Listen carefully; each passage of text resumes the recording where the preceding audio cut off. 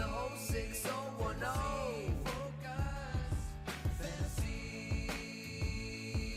Fantasy Focus.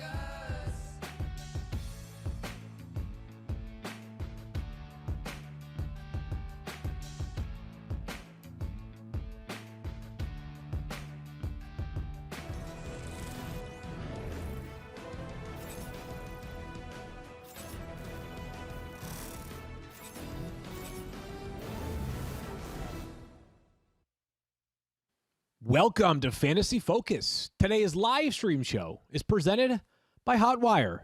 You can watch us every weekday at 11 a.m. Eastern Time on ESPN's Twitter, Facebook, and YouTube feeds, as well as the ESPN app, one tap. And if you're listening to the audio feed, today's podcast is presented by Geico. You can download Fantasy Focus wherever you get your podcast. And with that, we say hello and happy Friday. Stephania Bell, Field Yates, Daniel Dopp. What's going on, Stephania? How are you? Thank goodness it's Friday. How come? Long week? Yeah. Or just because every Friday we say well, that? it's night. This is kind of we're running out of weekends here before we are like officially back on Sundays. It's too. crazy. Like we literally have 2 Sundays left before 18 straight weeks of Fantasy Football Now, 10 a.m. Fantasy Eastern football, Time on goodness. ESPN2. The usual crew with Matt Harrington, a producer on this show, also holding down the fort on Fantasy Football Now. We cannot wait for that. Today we're going to go through some news as we have another starting quarterback named. We're going to do a double trouble, finishing up the AFC West. We'll talk about both the Raiders and the Justin Herbert-led Chargers. But we start in New Orleans, as Adam Schefter confirmed this morning, or reported this morning, that the Saints have named Jameis Winston their Week 1 starting quarterback. This comes after a performance in which Winston finished 9 for 10 for 123 yards and 2 touchdowns on Monday night. Stephania, how would you describe your reaction when you saw this news initially from Shefty? I wasn't surprised. Yeah. I think Monday night was the time that we all sort of saw this Jameis and said, well, the decision is made. Our Monday night crew calling the game were talking about it. They certainly seemed pretty emphatic that Jameis was going to get the job. And he looked good, I thought. I think Marquez Callaway made him look better because he made 2 spectacular catches, so you got really excited about the big plays. But I think he looked good. I think he did look good as well. And so I think this story has some news as it pertains to Jameis's fantasy value, because I don't want to be entirely dismissive of the idea of Jameis Winston eventually becoming a starting quarterback in fantasy. He is the starting quarterback in New Orleans. But I don't have him ranked inside my top 20, despite this news, because the days of Jameis Winston throwing for 5,000 yards are not a guarantee to be behind him, but you have to think about the circumstances in Tampa that led to those 5,000-yard seasons. Mike Evans, Chris Godwin, O.J. Howard, Cam Brate's a good player. You know, they've had Adam Humphries was there at the time. They had a really good group of pass catchers there. It's a much different group of pass catchers in New Orleans, especially without Michael Thomas for some period of time. And most importantly, the defense in Tampa has gotten great. It was not as great then as it is now, and is not as good as I believe the Saints' defense is right now. And I think part of what the Saints have spent the last year and a half or so doing with Jameis Winston is working as much as you can possibly work on a player's ability to not turn the football over, because sometimes Jameis's best friend was also his own worst enemy, right? Like, it was terrible that he was constantly putting himself or his team down 14 points. It was great because he threw for 5,000 yards and 30-plus touchdowns. Well, I think a couple of things. When you're turning the ball over that much, it almost doesn't matter how good your defense is because they're just exhausted by being on the field all the time. And so I think they got worn down, and that was a problem for him. I do think it's worth noting that he underwent the LASIK surgery when he was in that free agency period after Tampa Bay. And he was looking for teams to, where he was going to end up. And I don't know if that's a thing, but it was done to correct a nearsightedness and astigmatism. As someone who's nearsighted, I can definitely say if there were players down the field, I wouldn't be able to read their jersey numbers. I don't know how bad it was for him. Was it part of the problem? Maybe. We'll see. But consistency has never been Jameis's strength. And I think the sample size is still small. So as the season unfolds, we'll find out if this is really somebody who's better decision maker. Maybe he's seeing the field better. And will the receivers support him in what he needs to do to get the ball down the field? I think, and let me get to Daniel before I finish this thought on the pass catcher. But Daniel, what do you got?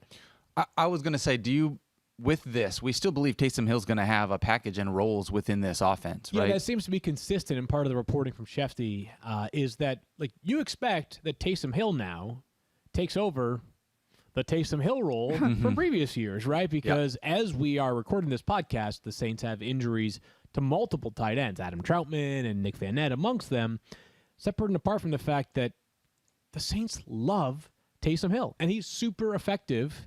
Even if it drives us crazy, he does do some things that are unique and different and special on the field for them, so he's not going to evaporate. He's still a quarterback in our game. But I think the big winner from this move of naming Jameis Winston the starting quarterback are the pass catchers in New Orleans. And it depends on your level of interest in those players. But when Michael Thomas eventually returns, I know that he had, in 4 games last year, a good sample size. I mean, it was really strong. I think he had 23 catches in the 4 games that Taysom Hill was a starter last year.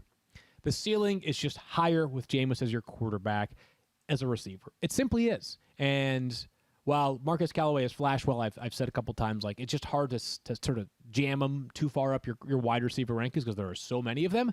But if someone's taking a pick on Marquez Callaway now, or has already used a draft pick on Marquez Callaway, they feel better about this than they would have if Jameis Winston was the starter. I will say that, like we talked about yesterday with Denver, while Jameis's grasp on this starting job is definitely firmer than I believe Teddy Bridgewater's is, and maybe eventually Andy Dalton's or Jimmy Garoppolo or Cam Newton's grasp will be, like, still wouldn't stun me if at some point Taysom Hill is the starting quarterback. If Jameis has bad games early, Taysom's back in. And he certainly worked at the quarterback position in the time that he's had between last year and this year. Taysom Hill has. One thing I think is interesting is if he's going to be plugged back into this other role that he had, he lost weight. You know, he came in to be more of a quarterback-ready player for the Saints this year. And I just wonder if he's going to be, you know, he was kind of a bulldozer for a smaller guy in all these different plays that they would use him in when they got in the red zone, some of these gadget plays. Is he going to be able to do the same things? We'll see. It'd be great to have to put on weight for the next 2 weeks. It'd be awesome. Wow. Jameis Winston, also good news for Alvin Kamara. Not that we ever were going to fade Alvin Kamara, but as we know, last year with Taysom Hill as the quarterback, less passing game usage for Kamara. So a good day all around for the pass catchers in New Orleans. All right, we're going to talk about a couple of teams in double trouble in just a minute. But before we do that, Daniel, we've got some news, if I can find the right piece of paper. It's actually right here in front of me. Yeah, we do. You know what it is? What? Join me and my friends. Okay. Daniel's one of them. Mike Clay is one of them for a virtual live mailbag podcast. That's right. It's going to be a recording. Well, we'll answer your Q&A questions, which I think is probably redundant for me to say. Your questions, and then we'll answer them. Save the date for next Wednesday, September 1st, 6 p.m. Eastern Time, and we're going to hop on a Zoom for a virtual live event presented by our friends at Geico and Body Armor and NFL Sunday Ticket. They help make this podcast possible. Yeah, registration is required and space is limited, but the event is totally free, and we'll spend the entire time answering your Q&A questions. You'll submit those when you register. Register today at bit.ly/fantasyfocus91. That's all lowercase, bit.ly/fantasyfocus, and then the number 91. A reminder that is Wednesday, September 1st at 6 p.m. Eastern, a virtual live mailbag show with me, Mike Clay, and Field Yates, presented by Geico, Body Armor, and NFL Sunday Ticket. All right, we're going to get to, so great. Look forward to that. It's always fun. I know that we have really loved our live shows on the road, but just due to where things are right now with the pandemic still, we are going to start with a virtual live show, and we'll reassess live shows on the road at a future date. Before we get to our double trouble, Daniel, I noticed that from the time that we started the podcast, right now you have quite literally let your hair down and taken your jacket off. I did. Well, today's Fun Shirt Friday, right? So I decided to wear the shirt of the first time that I beat Matthew Berry in fantasy football. The score was 144.5 to 119.7. That is so good. Is that right? That's what this shirt is. So it's my Fun Shirt Friday. I beat Matthew. What's up, buddy? Oh, my God. Before the show, when I saw you wearing that, I tried to subtract 119.7 from 144.5 to see if it added up to a significant number. Nope. Well, Daniel's always got these like cool sayings, T-shirts, or the meanings and things. And so I was like, I know there's something there, and I can't figure it out. I'm just going to let him explain. That is so good. That's so good. First day I beat, first time ever. I beat the last. You should have some slogan on the back. Let me guess. Let me guess. So you were playing against Matthew, and you got like incredibly fortunate on that day to be starting like Travis Kelce Yes. and Devontae Adams, and you decided to roll with it and decided to roll the dice and start Dalvin Cook that day. Yes, Is that what happened? That's exactly what happened. got And Matthew, lucky? it wasn't just that though. Matthew had like 3 guys that were hurt. Right. The offensive schemes didn't go the right way. People Right. didn't get the ball when they should have. Right. He Right. played Peyton Manning out of respect on Like- his birthday, even though he retired already. Please. Yeah. Yeah. It's crazy. Penalty. Yeah, exactly. I didn't I want to feel rub it like in. I figured just Barrington. having the score is like I don't Did you need to make say that for anymore. yourself, or did someone make it for you? DJ Gallo and Edek made it for me for the fantasy show. So shout out That's to amazing. those two. That I'm is surprised so Matthew great. hasn't sewn an asterisk on it for you. Like, Yeah. come on. Did he even know what it was when you wore it? No, there? the first time? No. So did you explain it to him? I did. This is the I did. score of when This I is beat the you. first time I Yeah. beat you in fantasy. Stephania, last. who's Finnerty's? Oh, Finnerty. So this is I'm paying homage to Finnerty's. Was the San Francisco sports bar in New York City. Yeah. In fact, on the back of the shirt, it says repping the 415 and the 212. Oh, nice. It's just, the San Francisco Bay area code. And they would have Giants games, 49er games, Sharks games, Warriors games on at all times. They had Golden Gate Bridge. You could ring the bell. I mean, the foghorn would sound when you got home runs or touchdowns. I watched Monday Night Football there on the regular. They were friends of the podcast. Unfortunately, due to the pandemic, Finnerty's is no longer. So, but still thinking of our good friends there. And it was the closest I could get to going home, watch a game. And you know how it happened? I discovered them. I was in New York to run an errand, and I had some free time, and I wanted to catch a Giants game. And I just asked Twitter, where is a good place where I'm going to be able to see the Giants game? And everybody was like, you got to go to Finnerty's. And when I walked in, it felt like I was home. Aw, It was so great. amazing. So I'm sad that they're not there. I also anymore. love that, like, of all the people on the show, the only person of us who would actually have the need to go to New York to run an errand is Stephania. Yeah. Like Daniel and I go to like It's, like Simsbury, necessary. like Simsbury, we please. ran all the way to CVS, in East Hartford. That's for- exactly Yeah. what I do. I go to The CVS and Starbucks are really good there. Feel that like your shirt too. I mean, Thank it's you. Yeah, just a it's fun like a shirt. B version Pop of. over, Hawaiian shirt. Yeah, but your shoes match. I think people need to That's see what's- that. Yeah, I they mean, do. I got to bring it. Field, yeah. If you're Yeah. watching a live stream, shout out. All right, let's talk about the Raiders in just a moment. But first, we can hopefully play the drop for double trouble. Nice. Double trouble. Double trouble. As of this moment, they're on double secret probation. Wrapping up the AFC West, and we start in Las Vegas. Got to say, really excited for fans to be in Allegiant Stadium for a regular season game. I was in Vegas this summer and Yeah. drove by it. So I had been out there working on something related to UFC stuff while it was being built. But then I was out there, and now it's ready. Yeah. And it looks like people call it the Roomba. The Roomba, it is hilarious. It is looks amazing. like that when you drive by, Yeah. but apparently it's just amazing on the inside. I talked to some people who've been in it. It's phenomenal. Yeah, they've had a few events there. Obviously, a preseason game. They had SummerSlam there recently for WWE. So they've had some events, but obviously the intent of the stadium was to home the Raiders. So I cannot wait to see fans there. Raiders fans, obviously, as passionate as they come. Let's start with their quarterback, Derek Carr. And, I was just thinking about Derek Carr earlier today, and I feel like, we often say that fantasy success does not always equate to real life success and vice versa. And yet, Derek Carr is an example of where he kind of fits the same category in both fantasy and real football. The best of Derek Carr can be really darn good. As a matter of fact, he had 9 games with 275 passing yards last year. That was 6th in the NFL. He had 8 games with at least 20 fantasy points. And I always say that, like, if you're a quarterback, my expectation is 20. Like, I consider 20 or above a good week. Below 20, I wish I could get more out of that position. All right, so 8 games at that number or above it, that's pretty good. But that also means 8 games where it was below that. Whereas in the NFL, like, if you had to draw a line of, like, average for quarterbacks, I think Derek Carr's above the average line, but not like, I think he's still going like somewhere between like 14th and 20th. And if you were doing a quarterback draft right now, so he fits in fantasy and reality. And along those lines, Stephania, I don't think we're going to be drafting him as a starter. But what I do think, and I think Kyle sort of laid this out wisely, is that like Derek Carr's kind of that, like, keep him on your bye week radar. Yeah. He probably is. And, there's going to be quarterback bye weeks throughout the season, obviously. But later in the year, when we're getting closer to the playoffs, including in the playoffs, you've got teams on a bye in weeks 11, 12, or 14 that include the likes of Matthew Stafford, Kyler Murray, Patrick Mahomes, Jalen Hurts. We got a lot of teams with late season buys. So keep Derek Carr in mind for your late season buys. I don't know that a star season is coming, but I also think this is an underappreciated player on the whole. Yeah, so I had written down my notes to myself were boom or bust because I sort of think that's how I view Derek Carr in terms of fantasy purposes. But last year it did feel like he cut it loose a little bit. Like we saw more downfield throws from Derek Carr. We'd seen a lot of the choppy dink and dunk Derek Carr, and I felt like we saw more of those downfield throws. I think that he has this great relationship with Waller. That's probably his best receiver, really, at this point. But I think I'd want to look at the matchups for Derek Carr. So, in their division, he's going to have to play the Broncos a couple times. That defense Very good. is terrifying, Sure. especially if you're Derek Carr.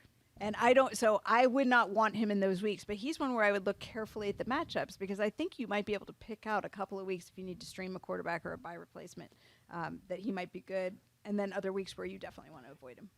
Keep him in mind for your bye weeks. Let's get to the running backs, though, because this is an interesting one. So Josh Jacobs last year finished as RB12, 15.4 fantasy points per game. This year, Mike Clay has him projected for over 1,300 total yards and 10 total touchdowns. I've got him at RB21. Daniel has him at RB21. Matthew has him at RB24.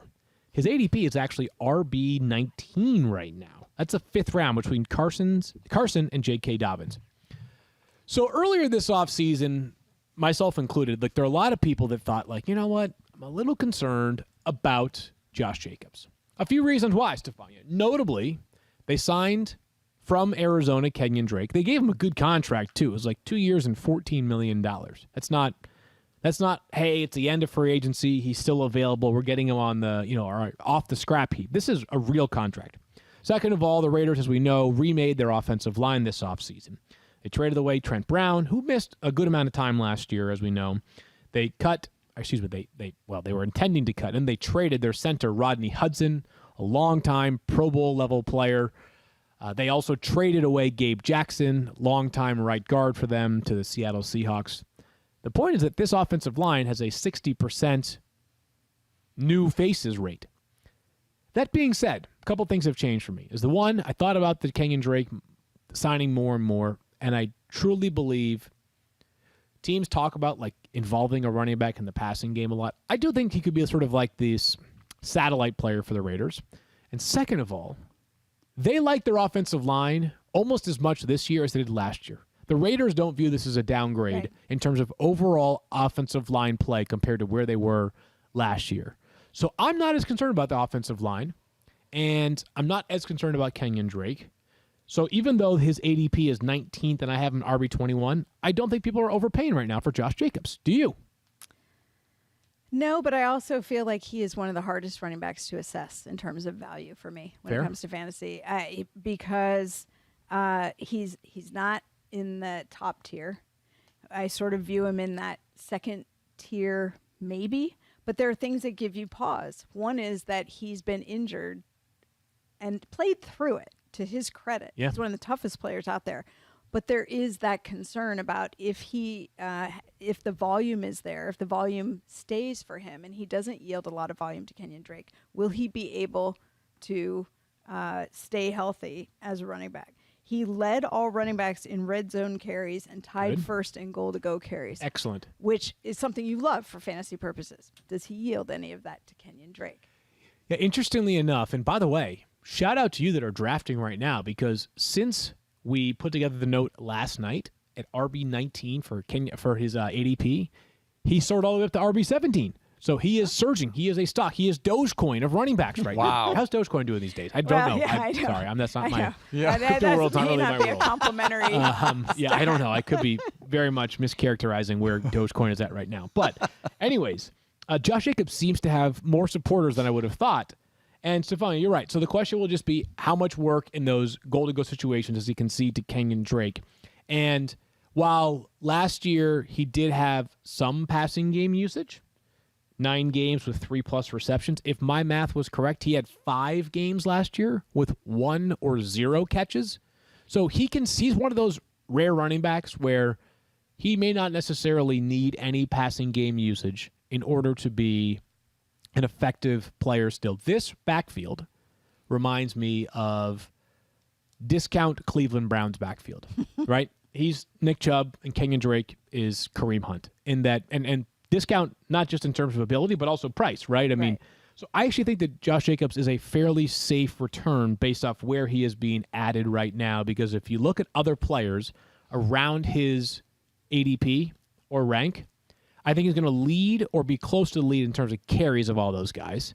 Because you got guys like Miles Sanders right there, and talked about Chris Carson recently on the show. You've got players like Mike Davis who, like, we're not Damian Harris as well. J.K. Dobbins. J.K. Dobbins, who Dobbins might have a... He's the one where I think his volume may go up just because of what their situation looks like They right like now. what they're doing there. But I think that Jacobs, like, I think he's a safe bet for... I always have to factor in the extra game now. 270 or so rushing attempts. And if you get 270 rushing attempts in an offense that I think is good enough to be in scoring situations, I think he'll end up returning value. So I'm more in on Josh Jacobs than I was earlier on in the offseason. Like, I think, like, I'm much more optimistic than I was 4 months ago. Especially if they trust you at the goal line. And I think, by and large, even though I asked that question about yielding work to Kenyon Drake, I think Josh Jacobs is more the bulldozer than Drake. So I definitely think that he's going to be the first dibs there. And the wrap on Kenyon Drake, who we can talk about now, is that he is much less a bulldozer and much more a satellite player, as I described him earlier. But ironically enough, last year, the 2 players tied for the most goal-to-goal carries in the NFL with 32, Josh Jacobs and Kenyon Drake. Now, that might be more a reflection of what he was competing with in Arizona. Right. Chase Edmonds specifically, who we discussed in the recent double trouble for the Cardinals. Like, that's one of my concerns, is that, like, maybe James Conner is a finisher there.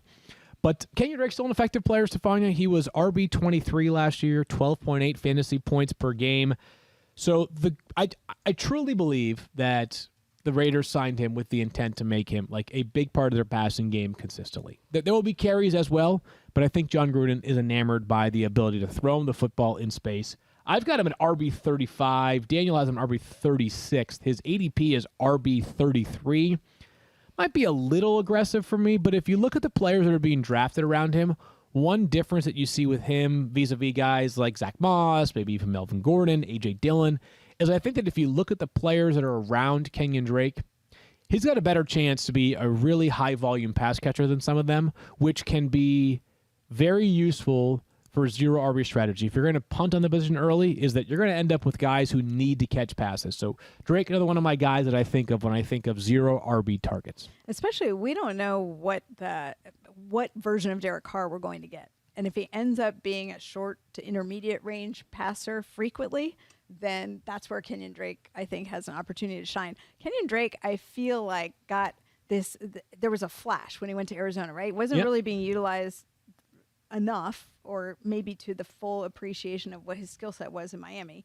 And he goes to Arizona and lights it up, and has this great opportunity there.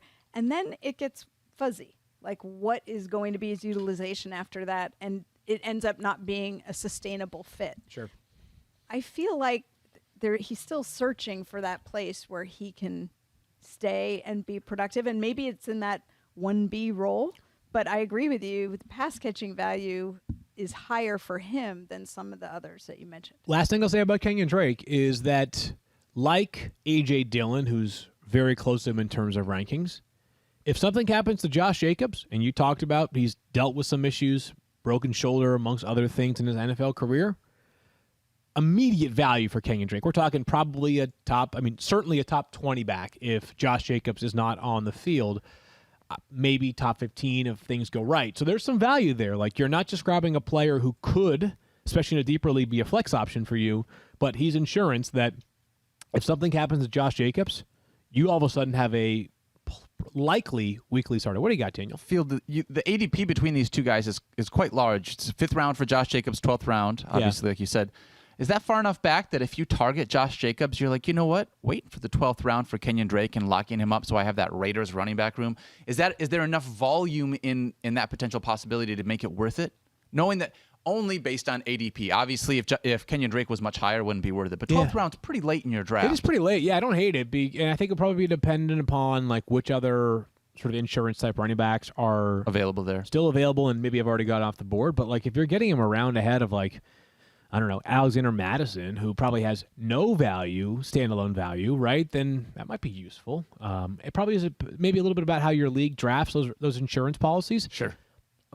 I'll put it this way though, like I feel much greater urgency to pair my star with his insurance policy when it's a Saquon Barkley and Devontae Booker or a Latavius Murray alongside Alvin Kamara as an example. If it's Latavius Murray, though. Yeah. That actually is one where I'm not really sure. Tony Jones being the other name that people have seen quite a bit so far in training camp. That sounds like it could be a financial decision for the Saints. Latavius Murray is still a solid player, but we'll see whether the Saints stick around or keep him on the roster as we are now, 4 days away from roster cutdowns. We're going to come back and talk about the wide receivers, and there are plenty in Las Vegas. But first, do you own or rent your home? Sure you do. Sure you do, and I bet it can be hard work. How'd you know that, Daniel? But you know what's easy? Bundling policies with Geico. Geico makes it easy to bundle your homeowners or renters insurance along with your auto policy. It's a good thing, too, because you already have so much to do around your home.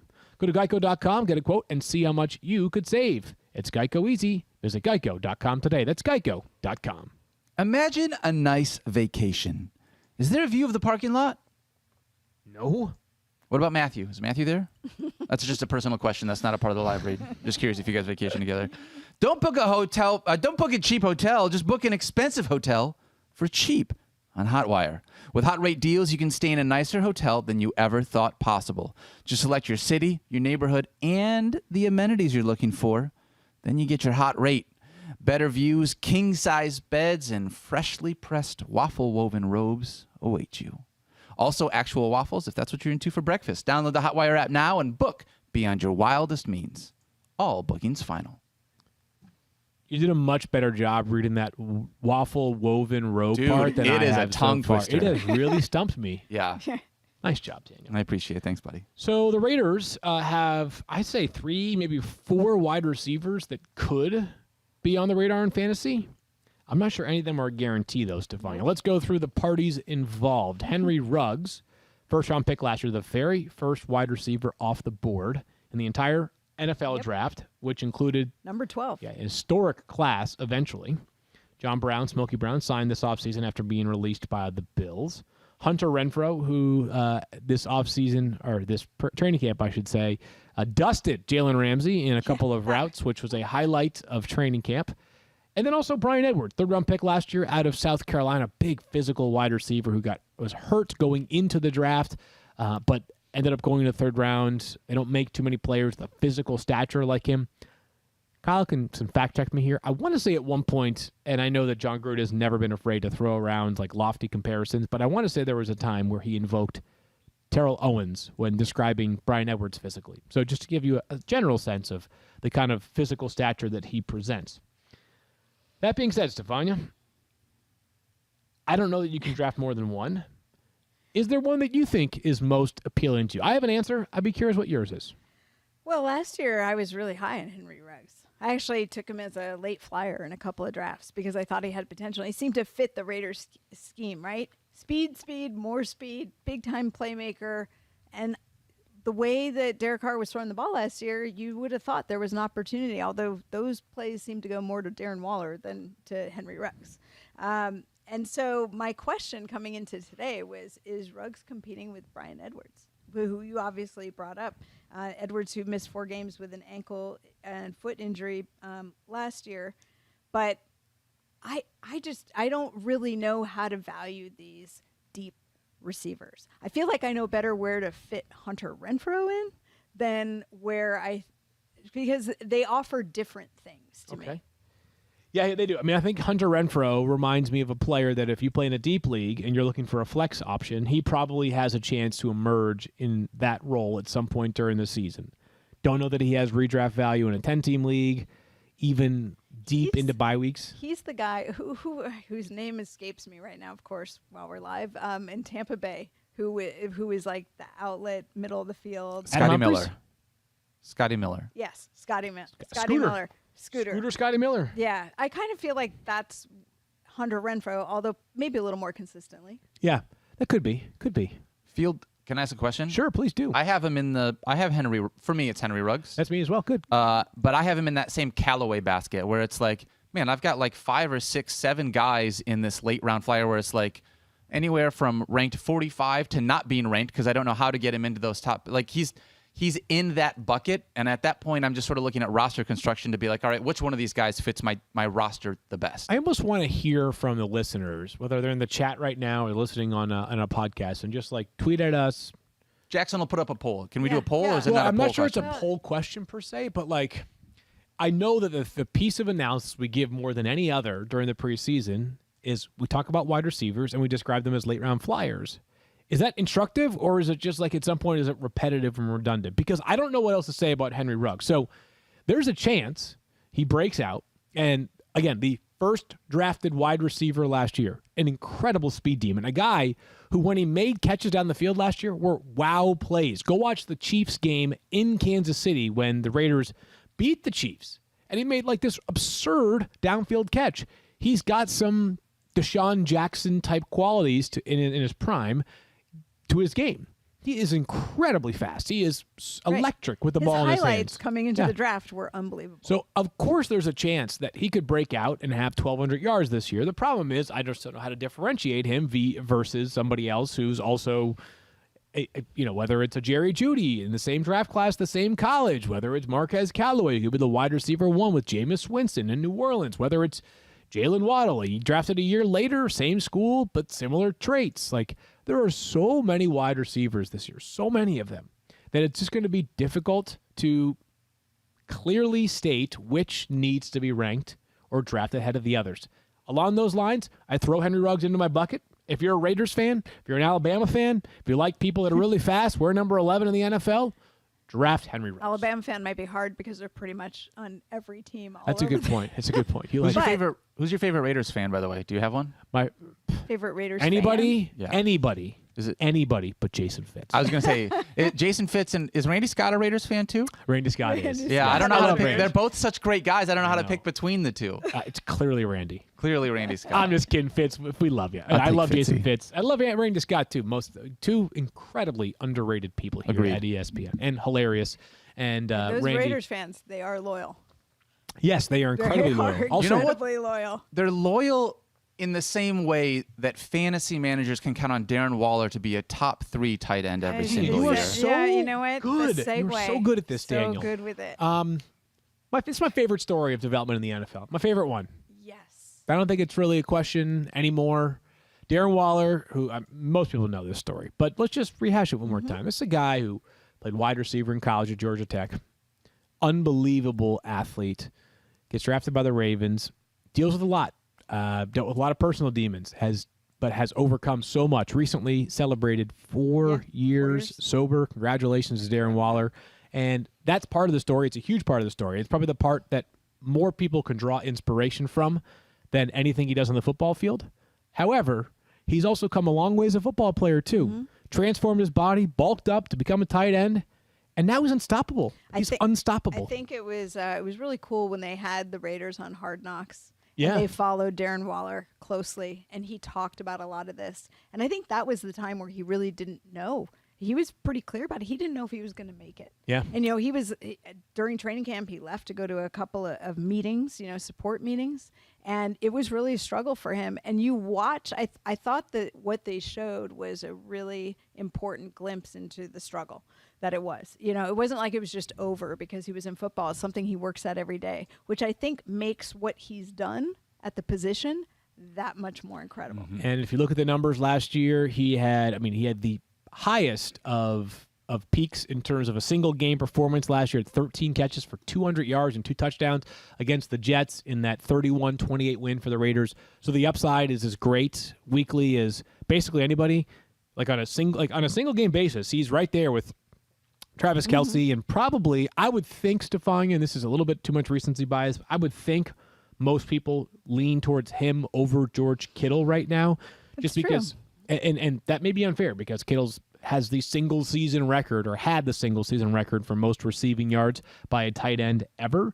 But bottom line is this. Both of those guys or all three of them really are the priorities at tight end. I think Waller, by the way, in terms of like where he belongs overall, I think back end of the second round is where Darren Waller starts to make a lot of sense. Right around pick 20. And I've seen this, it's a 10-team league, be the back end of the second round. You just start to go through the wide receivers, and there are other wide receivers who will eclipse his yardage most likely. But we talk about the difference making in tight ends, the difference that you can find in tight ends that are elite, and I just think the value starts to make a ton of sense around the back end of the second round.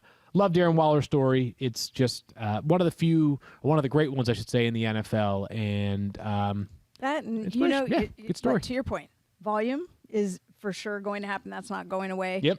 He's still Derek Carr's preferred target. Yep. And until proven otherwise, and I don't know why he'd veer away from that. He gets targets in the red zone, so you know he's going to score touchdowns. I think George Kittle, to me, is the best at the yards after the catch, but he just hasn't been able to sustain it because of injury. So and they also have games, but they don't need him to Right. catch passes, right? Right. Whereas Waller had 7 games with 10-plus targets last year, 6 with 6-plus targets in 14 of 16 games. He's pretty much money. Like I money in the said, bank. there's nothing that tells me yet that the other wide receivers are going to cut into Darren Waller. Totally agree on that. Field, what's the Bitly link for our live show? Do you remember? bit.ly/fantasyfocus91. Okay, Stephania, do you remember the date of it? Were you paying attention? No, because I'm not part of it. Well, it's Wow. it's on the. It's I wasn't invited. I wasn't September included 1st. among the It's shout out. friends. It's ASMR right now. It's not nice to talk on about the a show party note. when you're Just look at okay. the show note. Yeah, Just- it's at 6 p.m. Eastern. Yeah, on September 1st. September 1st. No better way to bring in September than doing a live Q&A question show with me, Daniel, and Mike. Mike. Yeah. Mike. See what I was saying? Yes. Yeah, Should we turn the so- page to the Chargers here or no? Yeah, let's do it. Let's do it. And we Let's get some start. Bob Seger up in here. I see you. Field doesn't get it. Field doesn't know who Bob No, Seger I know is. Bob Seger. Come Do you know that Living on a song? night moon. No, Which that one? song. Yeah, no, Night Moves. He Well, did, that but he he did a did- different Bob Seger song. We know I where I Field's thought at. he was gonna say, I was doing. take those old records off the Yeah. that one. Oh, but no, okay. he said Turn the turn the page. page. Oh, is that a Seeger song too? Yeah. Oh, Yeah, okay. that nice. is to me his best. Seeger is It's good. my favorite. Seeger is good. All right. I might have All to listen right. to him on. I got a long drive ahead of me today. I will be listening Shout to out, Seeger's. shout out to my dad. I told the story once when my dad opened for Bob Seger once a long time Yes, ago in his right. youth. So it's just always fun to be able to relive that. I can imagine how cool that would have been. So love you, Dad. That must have been awesome. I love your dad Shout too. out. And your parents. Does your dad watch with your mom when she's watching? I think he probably is there because Mom Adopt makes him sit in the room while it's on. That's yeah. great. Moms are the best. Hi, Mama Dopp. She's probably Yeah. listening right now. She probably Yeah. She's part of the live stream crew. We need a name for those that are there daily know, because they I are. do They're- think we they're have a loyal. community Yeah, of people that are there daily. they are. Kevin Pulsifer, a great researcher for Yep. fantasy football, now sent me a text. He's watching. Shout out to the Pulse. He's got all kinds of great knowledge. Go find him on Twitter. Yep. Huge NCAA tournament bracket guy. Has great projections. Saves me every Sunday. Every Sunday. And a big shout out to our Genius Commentary. They started. There's a crew that is together at Twitter. I know that we need to talk football. I'm so sorry, guys. Yeah, it's But okay. You're we- playing Matthew today. I know. Not me. When we started doing the live stream in 2018, this group was in it every single day. And so they started a thread with each other. Keith and I actually play in a fantasy league with them now. That's and they've been so here ever since awesome. we started doing the live stream in 2018, the Genius Commentary. So we call shout out to them those guys. That's what they Genius call them. Comment- That's what Genius our Commentary. that's what the name of our DM group is. So That's amazing. shout I love out. it. I want a Genius shirt. I Commentary. want a I Fun know. Shirt Friday that says Genius Genius Commentary. Commentary. Yeah. Can we do that? We established can work 2018. on that, right? Yeah. We'll get something. I'll Yeah. get We something can made make up. that happen. Yeah. I know a like guy. since 2018 or Yeah. one of those. You Yeah. know? That's amazing. Hello, friends. Let's talk about the Chargers, and we begin in Los Angeles with their quarterback, Justin Herbert, who, of course, as we know, had 6 minutes of prep time before he became the starting quarterback for the Chargers in Week 2 last year. He, last season, all he did with exactly 6 minutes of lead-up time was go on to throw for a rookie record 31 touchdown passes. He was a top 10 quarterback for 7 straight weeks at one point last season, Stephania. He had 8 games with 300-plus passing yards. He does not need many yards to eclipse Patrick Mahomes in Week 1 of this year for the most passing yards in a quarterback's first 16 starts in NFL history. I mean, that's how great he has been early on, or how great he was last year for the Chargers. And he's a lock-him-in fantasy starter this year again. No concerns. I mean, I know because I picked him up in our Dynasty League. It worked out well for you. Yeah, but I wasn't anticipating that much. Neither was he, apparently. Uh-huh, You know, yeah. I wasn't anticipating that much production in his rookie season. And I think everybody worried, as you often do with a rookie, like how he would integrate to the NFL, and he was not as touted as some of the other rookies in the draft class. And so I don't think that Seriously. there were some very specific questions about what he would do in big games, and I thought that he certainly answered many of those with that rookie season. I don't know that there's a lot to add here. Like we've seen some of the great things about Justin Herbert. Maybe now he gets to relax a little bit and just evolve in decision making and what have you. Yeah, But that's the scary part for defenses is that so not only did he have basically no lead up time becoming the starter in a game that he played well against the Chiefs. It wasn't perfect, but he gave him all they could handle. The game went to overtime. Is that this year offensive line has been completely retooled. Yes. Much better offensive line. Let's not forget that Austin Ekeler, who we'll talk about shortly, missed a ton of time last year as well with a hamstring issue. So he was playing without his top running back and an awesome pass catcher as well, with a very much patchwork offensive line. And at wide receiver, Stephania, he's got a super duper star in Keenan Allen, who we'll also discuss, but that group appears deeper on paper this year with the addition of Josh Palmer, amongst others, in the third round this year. This could be even a leap forward for Justin Herbert, which I'm assuming is why Eric Carabell actually has him at quarterback 4, the highest. So Oh, does he? Carabell Really? is betting on the big He's a smart jump one. here. Yeah, he is. So the range, Matthew has him at 10. Carabell, so he's the lowest. Carabell has him at 4. He's the highest. I've got him at quarterback 7. So I'm right in the middle of those two players. But to me, if you walk away with Justin Herbert as your starting quarterback, it's a phenomenal value. He is not going to run a ton. He had just 55 carries last year, but certainly enough. He had 5 rushing touchdowns last season, which on 55 carries is a lot of rushing touchdowns, but even if that comes down a little bit, he's still going to get you some yards. He's still going to throw it a ton. And also, their defense isn't the strongest. So they may be playing in some games where they have to score a lot of points. And At least in the doesn't division hurt. with Patrick Mahomes, Yeah. right? You're going to have at least 2 games a year. We might have to win at 42-38, although Brandon Staley, their new head coach, probably is hoping that there's no chance they're losing or winning games with 38 points allowed. So let's talk about Austin Ekeler here for a second, Stephania. Any concerns at all coming off of the injury last year, or is that one of those that, hey, if he had an extra... He was fine by the end of the season, and there's no residual concerns going into this year. I think one of the things, so Austin Ekeler shares a lot on his Instagram and social media, and he shared quite a bit while he was going through rehab for Yeah, he that did. hamstring injury you mentioned. It was a tough one.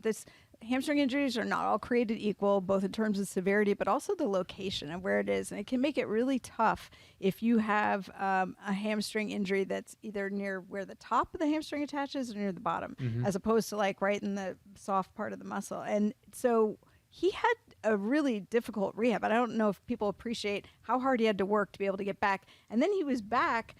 He returned in week 12 and proved that he was basically returned to his former self. So I come into this year feeling much better about him than if, say, he'd had that at the end of the season we really didn't know we were going to get. He only missed 2 games in the first 3 years of his career. And then last year he had that one big injury. So again, I don't really hold it against him, if you will, as a big concern for injury going forward. So I'm going to hold the shout out to Austin Ekeler in terms of what he's done for the fantasy community for just a second here. Well, let's talk about the upside of Austin Ekeler because it's significant. Yep. This team who did not make a massive commitment to any other running backs this offseason, Kalen Ballage is gone. Larry Roundtree, a prospect out of Missouri, is there, but not like they added somebody that you think is a guarantee to take away a bunch of Austin Ekeler's touches. And how about this? Last year, he had 2 games in which he had at least 10 carries and at least 10 receptions. It's the NFL's version of a double-double. The rest of the NFL combined for 1 such game last year. 1. Wow. So the chance every single week for him to hit in a major way is there. He was on the Adam Schefter podcast, and he talked about how in a new system with Joe Lombardi coming from the Saints, he hopes he can be sort of like the Alvin Kamara in Los Angeles. I was gonna make that reference. Yeah. And if I'm making my list of top pass-catching running backs in the NFL, I won't give you the order of the 5. I'd have to think about that a little bit longer. But Austin Ekeler's in there. Absolutely. He is unbelievable after the catch. He can run every route. A few years ago when they were dealing with injuries Melvin at wide Gordon. receiver and Melvin Gordon was still there, they said, hey, you know what? We're just going to literally play Austin Ekeler at wide receiver, one of the most unique pass-catching running backs in the NFL. If you're walking away with him as your RB1, you're in good shape. We talk about that big 5/6 maybe a running backs. Austin Ekeler in the first round, back into the first round, great value. Yeah, he's definitely somebody I have targeted if I've been later to get a running back. He's the one I want. In 2019, when Melvin Gordon held out, he really got a chance to shine. He showed that he was this dual threat. The Chargers last year did not pass often on first downs, but when they did, more than a third of the time, it went to a running back. Yeah, and I think there's a chance that he leads all running backs in receptions this year. I believe It I would not tight surprise me. Yeah. He and Christian McCaffrey are probably the two best bets year in and year out to lead the league in that category, along with Alvin Kamara. We love the player, and just shout out to Austin Ekeler because he has embraced fantasy in a major way. He's talked about how the connection he's built with fans and how he understands just how important it is to the visibility of the league at large, how maybe a player like him, a guy from Western State in Colorado, undrafted free agent from a D2 school, maybe his profile isn't the same if we don't have fantasy football, right? He is a guy that many regard as a star, and fantasy has played a role in that regard. We're going to talk about the pass catchers in just a minute. However, first a word from our friends over at Gumout. Fantasy Focus Football is brought to you by Gumout. Today we're talking performance enhancement. Everyone wants it, and some, let's face it, are looking for shortcuts. You can actually get enhanced performance in just 2 minutes twice a year. Whoa. With Gumout. Gumout with Carbon Clear is performance enhancement for your car. Carbon Clear is potent. It's the most advanced fuel additive on the market.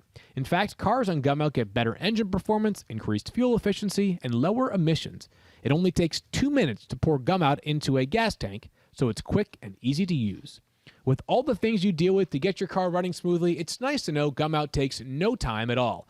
You probably take much longer deciding who to put in your lineup each week, and it's not hard to find. You can get it at mass retailers or your local auto parts store. So what are you waiting for? Get your car running with Gumout. Now with Carbon Clear. Performance enhancement for your car. No matter what the sport, professional leagues go through a rigorous process to select the best athletes for their team. I recently called Field Yates' Wesleyan coach and talked about the 5'7" Yates to ask him why he was chosen for the Wesleyan team. Well, what if you had the tools to put together that type of rigorous hiring process? Well, you've got them when you use ZipRecruiter. And right now you can try ZipRecruiter for free at ZipRecruiter.com/06010. So how does ZipRecruiter scout the best and brightest for your team? Its matching technology scans resumes across its network of millions of job seekers to find qualified candidates for your open roles and proactively presents them to you. Then you can easily review recommended candidates and invite your top choices to apply for your job, which encourages them to apply faster. And it is no wonder that 4 out of 5 employers who post on ZipRecruiter get a quality candidate within the first day. Right now, you can try ZipRecruiter for free. Just go to for free. Just go to this exclusive web address, ZipRecruiter.com/06010. That's ZipRecruiter.com/06010. ZipRecruiter, the smartest way to hire. Field, I can't believe he went there. I'm so sorry. Thing is, You when really Matthew's are gone, playing a the little part of Matthew him role rubs off today. on all of us, right? A little bit. And that was I actually Daniel's part. dusted it off yesterday and threw it over. You did. Because it's so nice because we're all still so nice to each other, but just like that little bit of Matthew comes out towards whatever. And it's just like, Little pixie dust. creates a little bit of it. That's all. I love it. All right, so let's finish up with the pass catchers in Los Angeles. Keenan Allen, man. I remember saying this once this offseason, is that it's hard for a guy who's been to, I think, 4 straight Pro Bowls and who people generally regard as an awesome player to be underrated. But I still kind of wonder if Keenan Allen's underrated. He is. You know what? It's almost like, and I don't use this word because it doesn't fit him, but it's just like this boring. There's nothing. It doesn't grab you. People don't go, oh, hey, Matthew. Now I'm being Matthew. People don't say, oh, hey, I got Keenan Allen in my draft. But yet, if you get Keenan Allen every year on your team, he pays off for you every single year. This is a guy who was basically cast aside after he initially came into the NFL because he had that injury with his knee. Yep. And people were wondering if he was ever going to rise to what his, what the prospects were. And then once he did, by that second year, he's been as reliable as you can get in a wide receiver. So I have a couple of theories, and these are not to be unkind. It's just a fact, is that he plays in a team that has not had a ton of success. He plays for a team that has, to put it kindly, You don't right? say. He plays for a team that has recently moved and is still sort of finding its footing with a fan base. They played their first year in Los Angeles in like a soccer stadium, and they did not have fans last year. Like, Chargers have great fans. San Diego, they were great fans in San Diego, but it's not this robust fan base relative to like the Packers or Devontae Adams, who plays in a tiny market, is so well known because you go anywhere and it's literally it's all Packers, right? So part of I think national profile is just sort of part of it, right? Second, it's also just to your point is that like we just sort of expect it now. Like it's kind of been at this level for a while and it sort of stays at that level for a while. But that level we're referring to over the past 4 years, Stephania, is 104 catches on average, 1,234 receiving yards on average, and 7 touchdowns on average.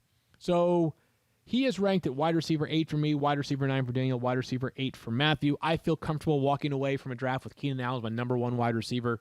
The only reasons why he's not a little bit higher is that he has had no more than 8 touchdown catches in a season. So he's not yet reached 10 in his career, which certainly could happen, but it hasn't happened up to this point. And this is kind of crazy.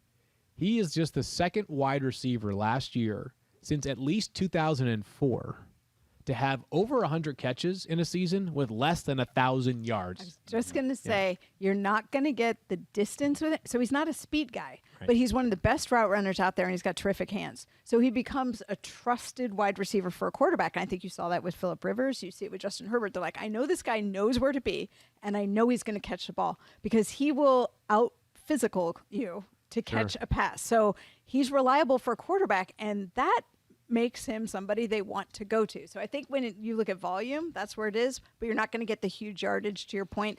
And I still think Mike Williams is going to be a big guy in the end zone. And I don't know that Keenan Allen's touchdown numbers are necessarily going to rise. Right. And the past 3 years, his yards per catch has gone down, each of them. And maybe that's part of the reason why we don't talk about him as much as some of the others is that, you know, let's be honest. What is going to make Sports Center top 10? Like a Keenan Allen 17-yard crossing route or a Tyreek Hill 74-yard fly route that he scores a touchdown on? We know the answer to that, right? But Keenan Allen is sort of the route running king, King. He and Michael Devontae Thomas? Adams. Oh, Devontae Adams. Devontae Adams runs some ridiculous routes. There are a lot of great wide receivers. It's part of the reason why we talk about depth in fantasy all the time. That's true. You mentioned Mike Williams, Stephania, contract year for him, big, huge season ahead, making over $15 million this year, which huge number for a guy in that fifth-year option. He needs a big year. We've seen it in small doses. We have. We've seen great games from Mike Williams. A couple of years ago, that game late in the season, Thursday Night Football against the Chiefs, had 2 touchdowns. He's looked like the best player on the field at times. He reminds me a bit of Sammy Watkins. The highs have been supremely high, but the problem has been inconsistency, lack of production, and at times injuries as well. I think the likelihood of me using a late-round lottery ticket on Mike Williams have decreased this year relative to where they were each of the past 2 seasons. Yeah, I don't know.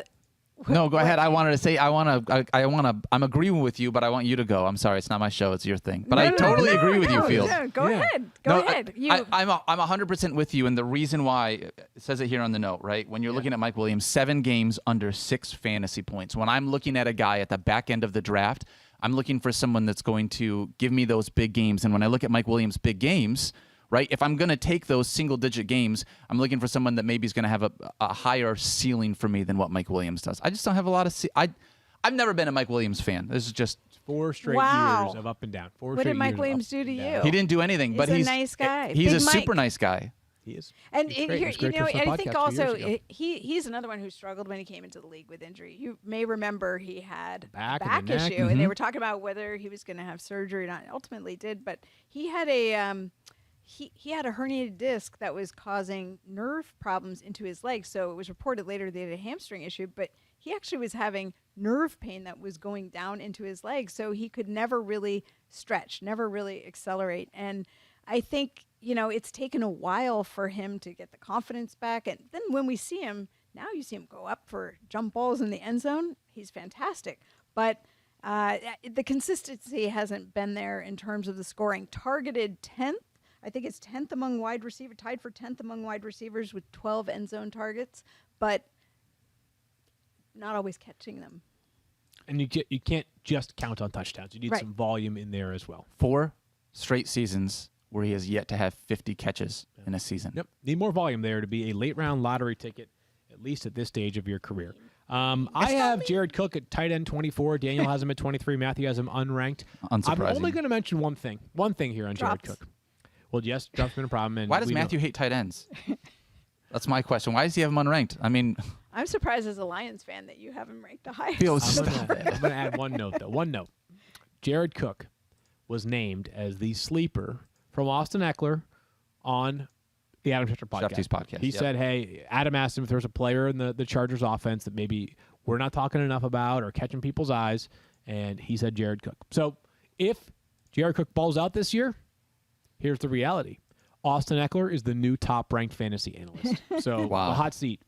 Matthew could be on the hot seat. I played football with Jared I Cook. gotta ask you though, do you buy it? No, He's hard I'm to having a hard trust. time. Yeah, I'm having a using hard a time Matthew trusting Berry phrase. him. Yep. Hard trust is Yes, a he strong is. word. He's Yeah, hard to he trust. is, and he has plenty of physical skills. He's incredibly fast. He's this long, sort of gazelle-like tight end, right? But this has been the story of his career. I mean, he was a first-round pick out of South Carolina with the Rams years ago. Ran like a 4.4 140. Like, he's been tantalizing for years. Might have been the Titans, actually, that drafted him originally. But the point is that he has been tantalizing for years. We've always wanted it to happen, right? Right. And But we- he also has played for the Titans and the Rams and the Packers and the Saints and now the Chargers. I might be forgetting a team somewhere along the way as well. There's a reason why you continue to bounce around. Let's wrap up here, Daniel. Yeah, We've let's got, do it. 3.5 or so minutes. Yeah. Social questions, shall we? Or should we talk? Oh, you know what? Let's do. You want to? We We've got some got, things. This is like a big preseason Yeah, weekend. let's get a recap, little pre-cap. Precap. Oh, Recap. recap. Yeah. Of the Recap. weekend. We've got What do week you 3. wanna see? Yeah, the final preseason week of the final week of the preseason, I should say. Easier way to put it. And as of right now, we have a sense of how much some players are going to play, and then there are others that we don't quite know. So we'll just sort of ping pong back and forth. I'll start Stephania here, and I understand that I'm not sure either one of them is a given as a starter in fantasy if he earns the job, but I got to think all eyes are in New England right now, or on New England, because Mac Jones, as we know, had one practice this week where he was the talk of the town, joint practices with the Giants, looked really locked in, kind of came back down to earth the following day when Cam Newton was back on the field. But Mac Jones has been sharp in 2 preseason games. If he looks sharp again on Sunday, at the very least, here's what I'll say. Bill Belichick's been super consistent, always will be, and he's always going to do right he's going to treat his players right publicly. He's always done an amazing job at that. Mac Jones can at least give him something to think about for when he might eventually take over as starting quarterback. What else are you watching for this weekend? For me, it's going to be Joe Burrow taking the field for the first time. We Yeah. now know that he's going to see some action this weekend, and he's been talking about wanting to get that first hit. We want to see him against a real defense, not just his own defense in Cincinnati. So I want to see how he moves when he's got a real defense coming at him and how confident he is and how quick he is to throw the ball. Last thing, and it sounds like the 49ers know who's going to be the week 1 starter, Stephania. And Shanahan tell says he knows. Yeah, Kyle Shanahan says he knows. For those that missed Jimmy Garoppolo's answer to the question, He looked like he knew and he was okay with the answer. he had a smile that was quite wide. It made me think that he knows he's going to be the week 1 starter. But it's still worth watching the situation as well. Absolutely. Yeah, absolutely. Because even if he is, which is, I've been on record as saying I think that's going to be the case, Trey Lance is going to play. So you're going to see them both involved in the offense. And I just kind of want to see more of that and see how everybody else looks around them when they're in the game. I also want to see from Trey Lance, I want to see some off-speed pitches this weekend, right? That was the thing that we Right. talked about a ton last he had to week. settle was that, in. He was throwing a little heater. For the record, as long as the checks keep cashing, Jimmy's got a lot to still be smiling about. I mean, also, You know, life is people good. ask, how does Jimmy G look? The answer is always good. Like, He looks fantastic. phenomenal. Yeah. Because he's tremendously handsome man. Yes. You know? But Trey Lance, by the way, is 20 years old. Yeah. He turns Yeah, 21 in just, October. He can't even buy a beer yet. He'll figure it out as a thrower. We just want to see him sort of cool the Jets a little bit in this final preseason game. For those that are wondering, when are the games on? 3 tonight, Friday, and then they go all the way until Sunday. I believe there's an 8 p.m. game on Sunday. One so. tomorrow and then I Yep. think 2 more on Sunday. 2 or 3 more on Sunday. So a good weekend on tap. We hope you all enjoy the final week of the preseason. We are back on Monday talking about probably what happened this upcoming weekend and maybe some potential news along the way. Thanks for watching the Fantasy Focus Football Podcast presented by Hotwire. We'll be back on Monday to break everything down. Matthew may be here. We'll find out. If not, Stephania will be holding it down until that time. Peace out. Peace out. Peace out. Peace out. Peace out. Peace out. Peace out.